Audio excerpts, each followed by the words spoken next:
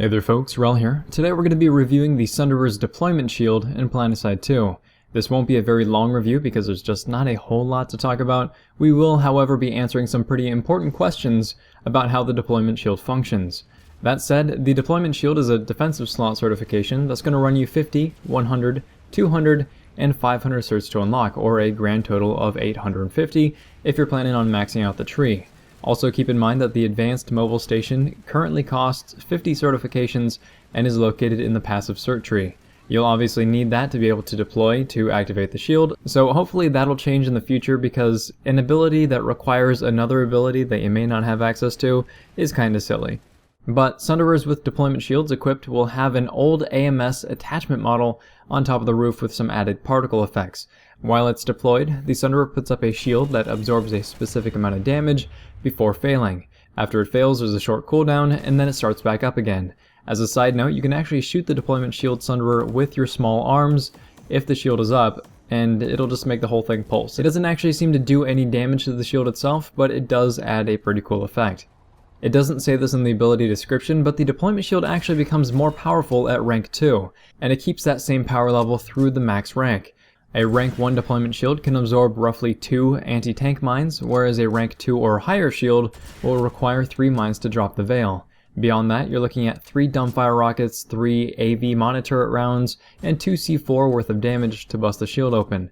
And the difference between ranks 1 and 2 there comes into play regarding how much damage is going to spill over. After the shield takes any source of damage, including if the Sunderer is on fire, the shield goes down on cooldown for a short period based on the rank of the shield. So that's 10 seconds, 9 seconds, 8 seconds, and 6 seconds respectively. However, this delay only begins the shield's recharge, so once the shield starts recharging, I'd say that it takes no more than 10 seconds to reach its maximum charge, but I also don't have the data to give you the exact numbers. One of the most interesting and maybe even unintended features of the deployment shield is what happens when you detonate multiple explosives at the same time. What I think is happening is that while the shield is active, it's operating under a different set of resistance values than the actual Sunderer. I'd guess that multiple detonations of the same damage type too close together are counting as a single source for the purposes of the damage calculation. So even if there's just a sliver of the shield left available, you're still going to be operating under the shield resistance values, but the remainder of the damage will bleed over into the Sunderer itself. So that would explain why 4 bricks of C4 at the same time will only bring a Sunderer to like half health, but 2 groups of 2, or detonating them one at a time, will set the Sunderer on fire. Even if you drop 2 bricks of C4 and then drop 2 again, if the shield comes back online, even for a split second, the entire explosion is going to fall under the shield's stronger resistance values. Another example is that you need to drop 3 anti-tank mines under a Sunderer with a shield of at least rank 2, you detonate those, you drop 2 more, and then you detonate those before the shield comes back up, and then the majority of the time you'll destroy the Sunderer.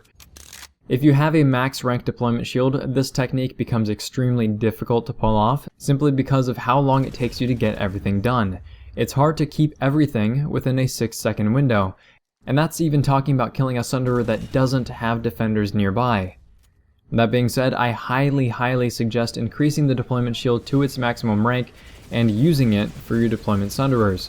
There's just no better option out there right now to stall single target attacks, and it also makes it extremely difficult for vehicles to destroy your Sunderer as well, unless you're under constant bombardment.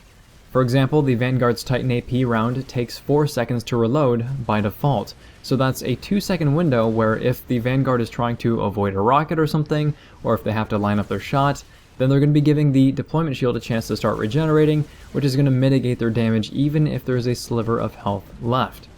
If you're the one that's trying to destroy a deployment shield Sunderer as infantry, basically there is 2 rules that you want to follow.